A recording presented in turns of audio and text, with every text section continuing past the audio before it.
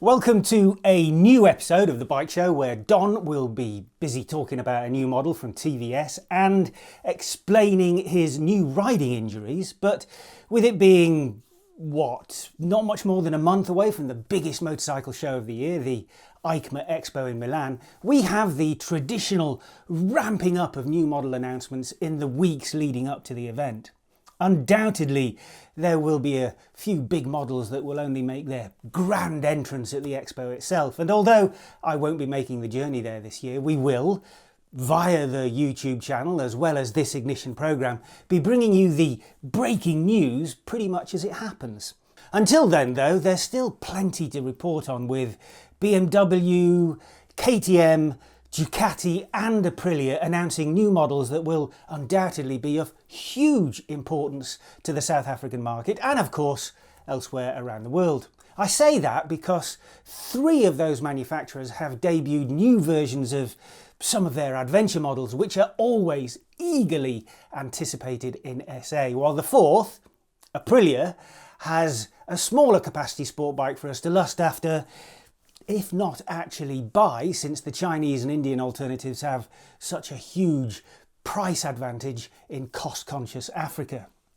Let's get the dainty little Italian out of the way first then, the RS 457, marking Aprilia's foray into a smaller class of sport bikes that has been dominated for some time by the likes of KTM's RC390, Yamaha's R3 and Kawasaki's Ninja 400.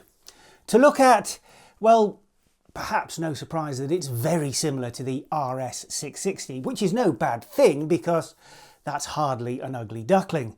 This bigger brother is also standout in its class because it comes with a performance and electronics package that has raised the bar for the 700-ish capacity segment, and it appears the RS 457 is taking very much the same approach.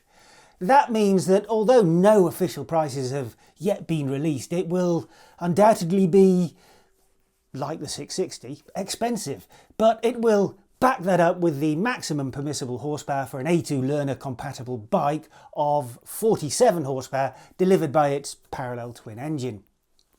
The main difference to its rivals is provided by its chassis that uses the engine as an integral part of the design. You get some clever electronics that include ABS that can be disengaged at the rear. The obligatory ride-by-wire throttle control is accompanied by 3 riding modes and 3 levels of traction control, and a quick shifter will apparently be an optional extra. Moving on then, let's get into those new adventure models and what could arguably be described as the most important one, because it will almost certainly be the biggest seller, in Southern Africa at least. I say it's the most important, but really we're talking about 3 separate models here, all of them GSs and all of them direct replacements for versions of the GS that existed until now as 850s or as a 750.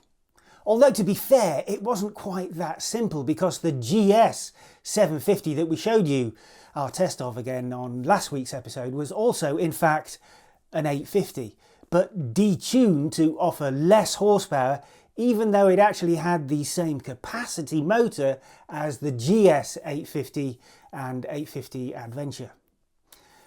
Don't worry if that seems unnecessarily complicated and illogical, because BMW has kindly, and still illogically, decided to keep a similar naming convention for the F900 GS, F900 GS Adventure and the base and more road-oriented F800 GS. Let's get the base model out of the way first. Going by prices that we've seen for the UK market, you can expect the 800 to be about 230,000 Rand when it arrives in SA early next year. Although, as before, it is the least powerful of the middleweight GS models. Its 87 horsepower means it has 11.5 horsepower more than the 750 it replaces, and it also ekes out an extra 3 horsepower over last year's output of the 850 full-on GS. Given that we're essentially looking at a straight lift of the 895cc parallel twin that features in BMW's F900 XR and R models, you shouldn't be too surprised to learn that the power output is identical at 105 horsepower, a useful 21 horsepower gain over the outgoing model though. The base 800 GS also gets the restyled bodywork, which we rather like, the new LED lights, heated grips and the brilliant 6.5-inch TFT screen when it previously made do with the old analogue dials. The 900 GS will rush you another 45,000 rand or so and will deliver a more focused off-road experience, thanks in large part to a serious 14 kilogram weight loss program that utilises a lighter swing arm and a plastic fuel tank and an Akrapovic exhaust end can.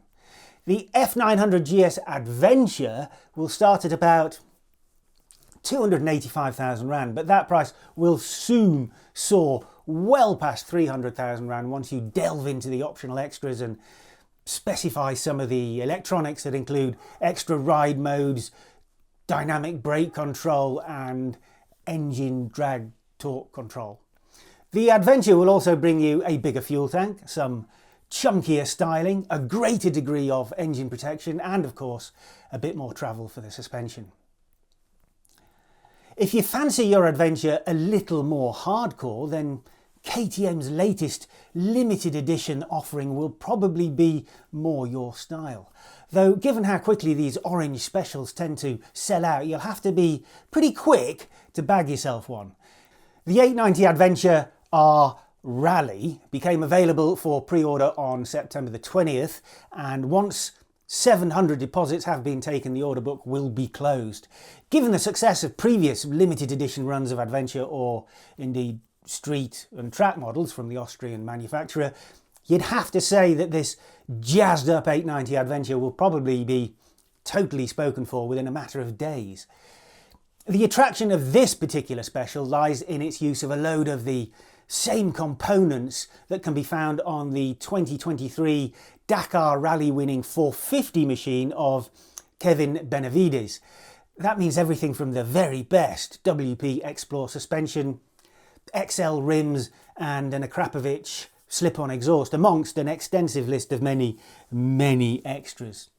And talking of many extras, that's exactly what you'll be getting if you take Ducati up on its offer of a Grand Tour version of the Multistrada V4. It's not cheap at about 545,000 rand, or just over 27,000 euros, but then it's not really that expensive either, given that a fully spec V4S Multi will set you back a bit more even than that. The Grand Tour basically gives you the hugely impressive Multistrada V4 with nearly every touring accessory now featured as standard, along with some of the very useful tech from the V4 Rally. And the really clever stuff like the adaptive cruise control and the blind spot detection is in there, along with the new suspension lowering system that reduces the overall height of the bike and thus also its seat height when coming to a stop. 60 litres of luggage space in the panniers, a special livery and alloy wheels mean this is very much a bike that's intended for long distance road touring, though it will also handle some gentle off-roading if your 5-star hotel's palatial driveway is sprinkled with a layer of immaculately prepared and raked gravel. And that's your lot, at least for this part of the show. We'll be back after this short break with Don being heroically brave on his hero and news of his latest expedition invitational to somewhere with burgers and ice cream, I'd imagine.